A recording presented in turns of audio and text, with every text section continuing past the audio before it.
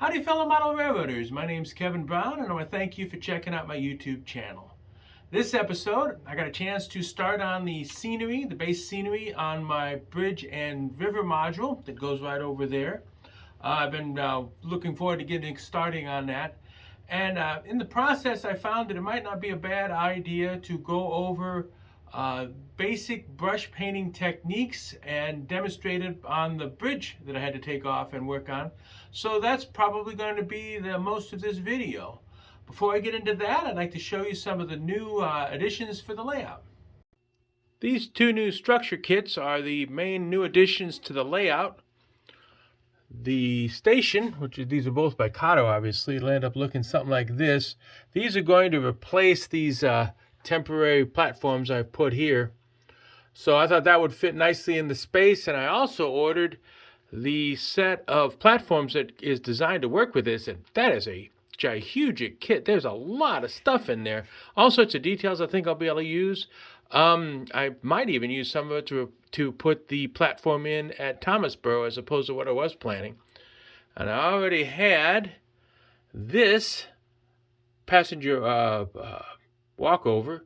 So I think this will make a very nice scene here at Minneapolis and finish up the passenger station. In addition, I also received, as a gift from Vinny, 3 different box cars from when we visited, and I haven't had a chance to integrate them on the layout yet, but they're going to go very nicely on there. So all in all, I've got some new, neat, cool things to play with. The time has come to start working on the bridge module and try and get the base scenery down. And I've decided the first step is going to be removing the bridge itself so that I can weather it. It's a nice structure and all, but I think it looks just too pristine. And I also like to put the ballast between the tracks here and get that all nice and dry before I do any more scenery work. Now, unfortunately, I'm going to have to, I think I'll take this set of tracks out and so I can pull the bridge and put it back in much later. So I won't ballast between those. So I thought, while I had all the ballast and all the stuff out, might as well put the ballast on these next 2 modules as well. So that's kind of where we're going. So stay tuned. The first step I always do for ballasting is to go ahead and paint the area between the 2 main lines matching gray. Nothing fancy, just simple craft paints. I do that because as these things get banged around a bit, sometimes the ballast flakes off a little bit. At least if it gets a little thin, it'll still be gray. And so I've got all the paint on here. Now I decided to take that off so I'd be able to get the tracks off so that I would be able to get the bridge on and off easily. But I went ahead and painted the gray in there anyway. You can see that it's all marked out, so I'll know where to mask off when I start doing the rest of the ground foam. Alright, and here's the rest of the implements of ballasting. I'll be starting on that pretty quick. Plus, this is what I'm going to use for the shiny part of the river. I've never done that before, so we'll see how that works out. But ballasting is next. Well, as you can see, the ballast is down. I do like ballasting between these mainline tracks. I use the Kato ballast here. It's a pretty good match and does a good job of filling the space in between. And all in all, I think most model railroaders are not too thrilled with the concept of ballasting. This is all the ballasting I really do, and I can deal with this. And it doesn't tend to foul switches and that sort of stuff.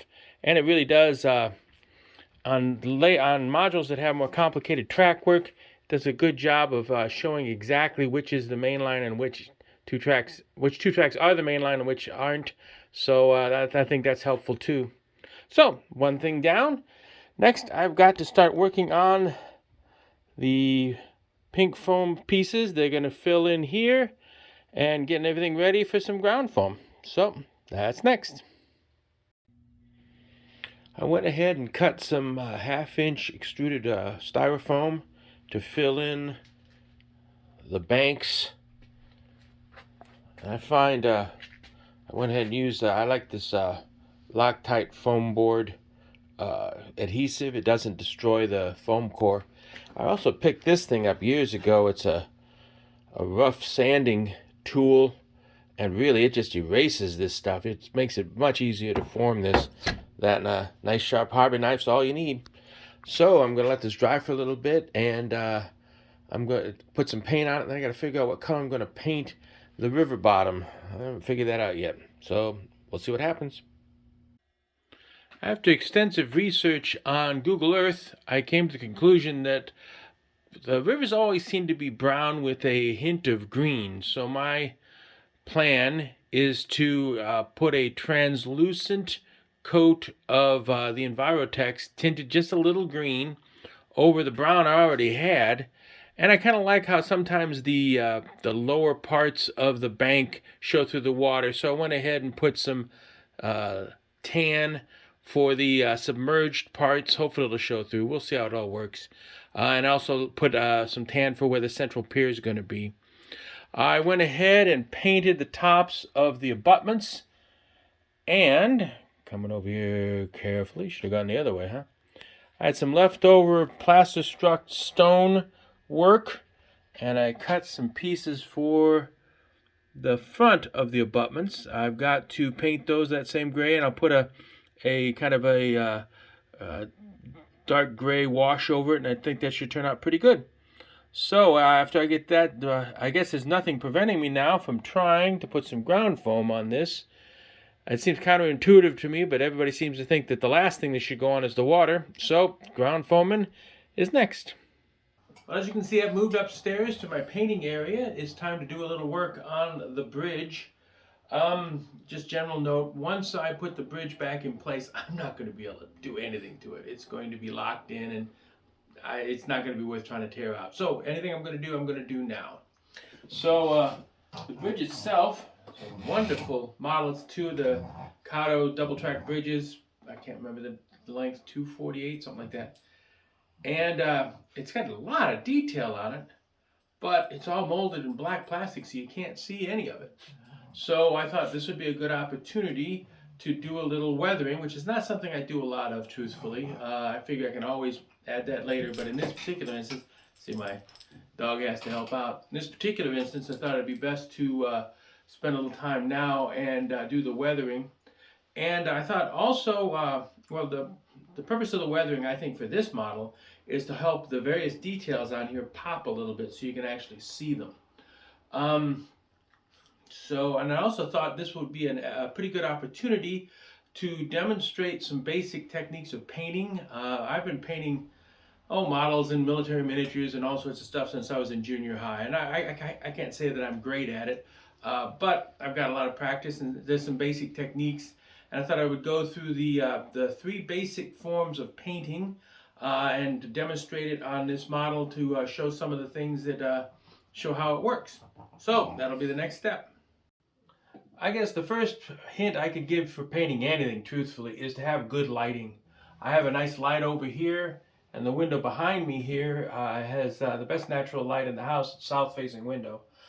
Lighting is everything. It'll make your job a lot easier for painting. And something else I use, as you can see and I talked about earlier, I use simple craft paints. They're all acrylics and therefore water soluble, easy to clean up. I've had such good luck with these things, and they're so dirt cheap, and I'm cheap, so that works out pretty well. You just it's because it costs what, $1 a bottle. It's pretty easy to amass a wide range of shades, and I don't really like doing a lot of mixing of paints because I find it very difficult to be consistent with that from model to model or whatever. So again, a collection of the basics of craft paint, and again, they're water soluble and easy to work with. Now, the first type, there are three different basic types of painting, techniques of painting. The first one is pretty straightforward. That's, for lack of a better term, I'll call layer painting. And what that is just literally just putting down a layer of paint onto, and then changing to another color. It's kind of like, remember paint by numbers as a kid? There was no shading or blending. It's just a very hard putting colors down, and that's simple enough. for these, it all comes down to, in my experience, it's mostly detail work, and it comes down to having good brushes. Now, I'm a big fan of what's called the Army Painter brushes. Let me see them on out. They have a triangular cross section, and therefore they're easy to hold on to, and they reduce the fatigue on your fingers for having them for a long time. And they come in a lot of nice sizes, mostly points. When it comes to layer painting, it all comes down to the point of the brush. You don't want to be smashing stuff in. The point is what's doing all the work, and the rest of the brush just serves as for more or less a reservoir of paint for the point to work with. And if you take care of these and wash them out, don't let paint dry in them. Once acrylic paint dries, forget it. You got to sandblast it off. So as long as you don't let things dry with it and clean it up after each use, and I still put the little plastic things on it to try and preserve it. So that's the basics. So I'm going to start with, that's the first thing I'll do on the bridge up here. Now, just for a quick preview, the other two basic techniques are a wash and dry brushing. Washing is just what you think it is. It's a matter of putting a little bit of paint in and a little bit of water to end up with a very thin mixture. And the idea is to put it in place and have it run into the recesses. And that's what I'm going to use to highlight for my using of rust, because in my experience, rust seems to go in the corners and the crevices. So I'm going to use a, where is it? Here somewhere. I'm going to use a wash of burnt sienna, which is a reddish brownish color, and use that for my rust. And the last technique is dry brushing, which is exactly what it sounds like. It involves using a rather stiff bristle brush and a very little paint on it and a very light touch to put a little bit of paint on the highlights, which would then make those pop. And for that, I love this color. If I can find it real quick. This is Americana Khaki Tan. It's a nice dust color, and it's also a pretty thick paint, and therefore works very well for dry brushing.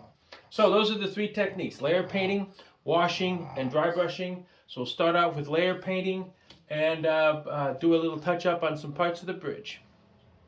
There's not a lot of real layer painting going to be necessary on this bridge, but as you can see, the light gray connector tracks look kind of out of place in the overall black. So I'm going to go ahead and paint those real quick, and the easiest way is bring them apart. One of the weird rule of thumbs is when you're using a detail brush, you want to use the biggest brush you feel comfortable with. You could conceivably paint this with one of those little bitty brushes that seems to have 3 hairs on it. It's just going to take you a month to do it. So you want to use the biggest brush you can use it comfortably. Now, this is a flat black paint we're going to be putting on, and this is a semi-gloss finish on the black, so it'll show up if you get out of place. It may sound silly, but there actually are shades of black, shades of white, etc. So matching it sometimes is not so easy, particularly count glossiness on there too. So anyway, we're just going to use this nice little brush and put some paint on. You can see I've got my brush already. It's not the finest brush I have. It's probably about 2 steps up. And I only put paint on the tip. There's no need to get this thing all gunked up with paint. And I also just paint out of the bottle top, get my paint out of the bottle top. So pretty simple stuff. Just try and put a little bit of paint on the gray that's showing. Sometimes finding a place to, I like to have my hand balanced on something. I think whether it's the surface I'm painting on or even the model itself, and that makes it a lot easier to not be shaky. So this is kind of the basics, and can't stress enough, don't let the paint dry on there if you're doing a large thing. Go ahead and spend some time. Just wash it out. And I just wipe it on a cloth, and that preserves the key, and continue painting. So that's kind of the basis of that one. So I'm going to finish this up, and then next we'll go over washes. So on to the next technique, a wash. Now I'm not going to try and make this thing look decrepit. Like I said, I want to make it, my goal is to make some of the details pop. So I'm not going to really muck this up a bit. Notice I'm using a bigger brush, not quite so pointy. And this is just as simple as it sounds. I've just got a piece of plastic here to work with. So put a little paint in there. That's pretty thick actually. Just grab some water, a lot of water. Mix it all up. And you can see it's getting thinner and thinner, and that's what we want. Now what we're going to do is put this on the parts. This is again going to flow into the low-lying areas. So I'm going to try this. Basically, I'm going to just hit some of on this bridge, there's all sorts of places where the girders are bolted together, riveted together. We'll see how this works out. That's probably a bit much, but it'll do.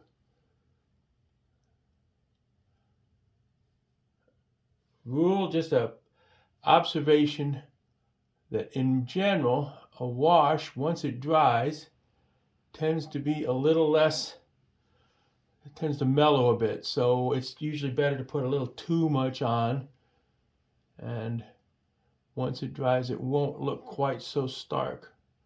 Famous last words.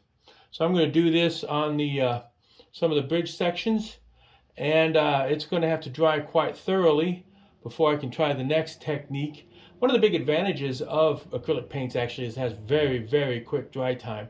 But and when you're doing something like mixing it with water, that's going to change that quite a lot. So I'll let it sit overnight and then come back in and try and show the last technique of dry brushing. Here's one of the bridge sections the next morning after everything is dried. As you can see, where I did the washes on the plates has faded quite a bit, which is fine. That's what I wanted. So that this is one of those instances where you probably want to put a little more down than and let it mellow a bit next day. But all in all, I'm very pleased with that. I find using washes a very useful technique, not only for like putting rust on and weathering, but I think the most common use is grout lines on brick buildings. So you start with a basic reddish color and throw a light gray wash on top of it. You'd be surprised how well things turn out. Now, obviously, with all washes, they will flow with gravity, so any brick surfaces you'd want to keep like this, horizontal as you use it. There's also other forms of washes. Probably the most common is what's called an ink wash. And that's a technique, obviously uses ink. It flows much better than any diluted paint, and has some uses. There's a company called Citadel that makes a good line of ink washes ready to go. So if you're interested, check that out.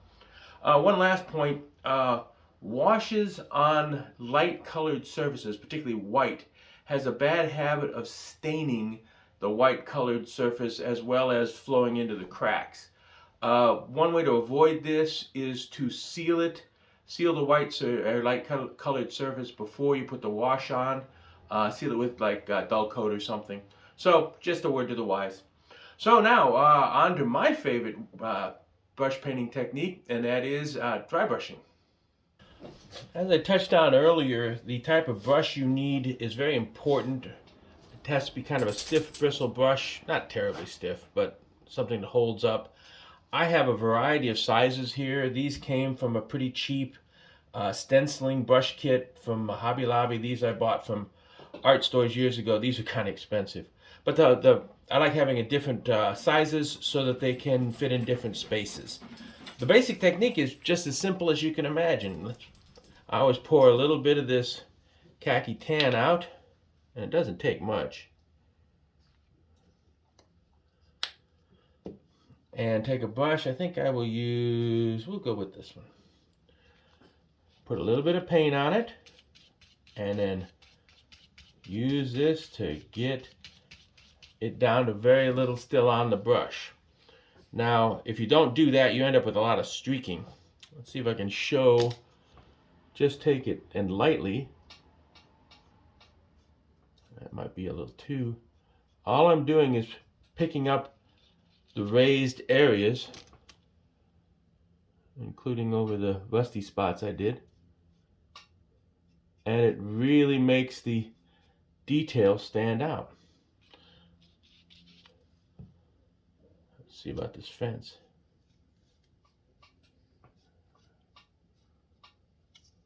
So instead of a rather dull, boring black bridge, you end up with a lot more color, a lot more depth of color. And like I say, I'm going ahead and going right over the rusty spots too. And that's the basics. I'm going to go ahead and finish the rest of this up. I'll take a look at it. Well, here's the finished product. As you can see, the dry brushing really did make all the details pop out, and it also kind of highlighted the edges of the girders. What didn't, I ended up having to use a much smaller brush. You can see in here between the rails there's a neat pattern on that I had, I don't know, diamond plate or whatever's in there. So I did a little work in there and that sort of stuff. And it's nice to have a variety of brushes that can fit in there. What you didn't see is every time I finish with a brush, I run downstairs and wash it out in the sink with soap and water. I'm rather protective of my brushes. And of course, this is already kind of halfway dry paint anyway. So if you let it sit, you're going to have a heck of a time with it. So that's kind of the end of my tutorial on some basic brush techniques. I hope you find it interesting and useful. Well, now I've got a good start on the scenery for my bridge module, and the bridge is nice and weathered, so I'm happy with where that's going. Hopefully the next video I do, I can finish up that module, the basic scenery on it. I'm kind of looking forward to getting that done, so that's kind of what I'm shooting for. Now this is the part of the video where I usually talk about my group, the N Scale of Bloomington Normal.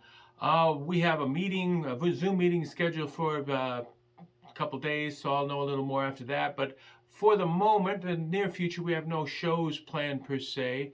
There is a train show in St. Charles, Missouri before the end of January. We're not setting our modules up. There may be a day trip down there, and if there is, I'll try and take some footage because that's always fun. I'd love to get back to train shows. But the whole coronavirus thing seems to be being very stubborn and not going away the way we'd like to, so we'll see if that even happens, truthfully. That's kind of all I have for this video. As always, if you like what you saw, please hit like and subscribe, and I'll catch you next time. Thank you very much for watching.